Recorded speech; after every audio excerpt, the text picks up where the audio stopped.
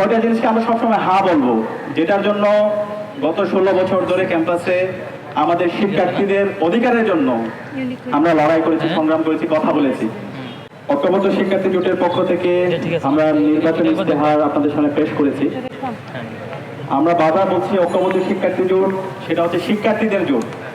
শিক্ষার্থীদের যে আকাঙ্ক্ষা, তাদের যে প্রত্যাশা, তাদের যে ভয়েস, সেই কথাগুলোই আমরা বলতে চাই। এবং আমাদের ইশতেহারের মধ্যে তার প্রতিচ্ছবি আপনারা দেখতে পাবেন। এবং ইশতেহারের ক্ষেত্রে আমরা সবার আগে শুরুতে যে কাজটা করার চেষ্টা করেছি, আমরা বলেছি 6 ইয়েস 6 নো।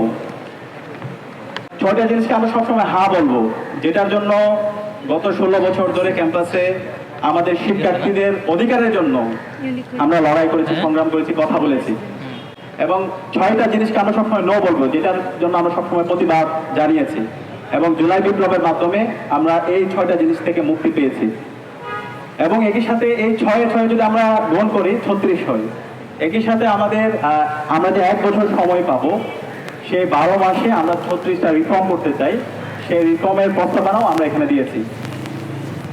ঐক্যবদ্ধ শিক্ষার্থী জোটের আমাদের এখানে যারা আছে সম্পাদক পদে, প্রত্যেকের ইশতেহারগুলো আমাদের ওয়েবসাইট তৈরি করা হয়েছে। সেই ওয়েবসাইটের মধ্যে আপনারা বিস্তারিত পাবেন। আমরা শুধু কথার মধ্যে সীমাবদ্ধ রাখতে চাই না, আমরা কাজ দিয়ে আমাদেরকে প্রমাণ করতে চাই।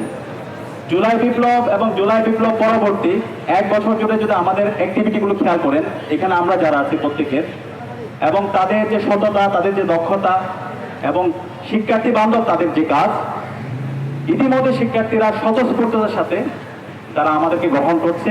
এবং আমরা আশা রাখছি আসন্ন ডাকসু নির্বাচনে 9 তারিখ আমরা শিক্ষার্থীদের স্বতঃস্ফূর্ত রেসপন্স পেয়ে আমাদের পুরো জোটের ভূমিদল বিজয় হবে ইনশাআল্লাহ।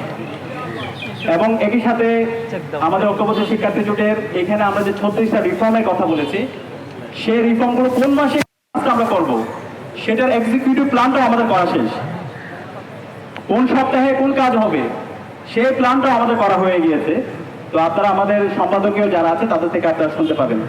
তো আমরা আশা রাখবো আমাদের যারা বন্ধুপ্রতিম ছাত্র সংগঠন আছে, যারা ইন্ডিপেন্ডেন্ট অ্যাক্টিভিস্ট আছে, তারাও ঐক্যবদ্ধ শিক্ষার্থী জোটের মতো তারা আইডিয়ার প্রতিযোগিতা করবে।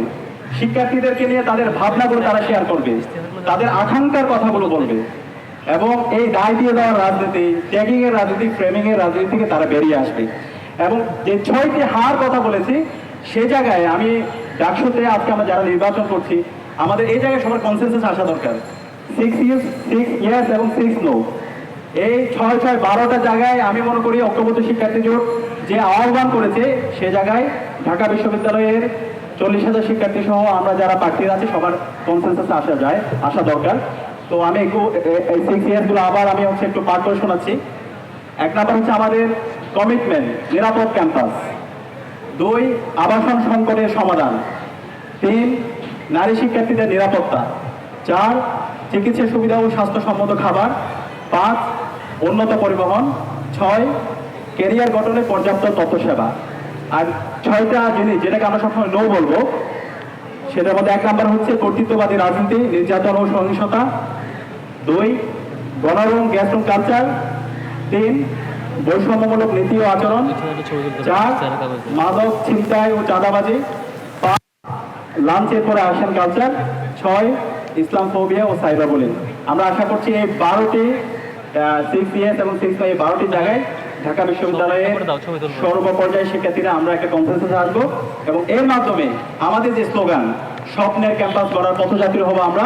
এবং এই স্বপ্নের ক্যাম্পাস বিনির্মাণ না হওয়ার আগ পর্যন্ত আমরা থামবো না। সবাইকে অসংখ্য ধন্যবাদ।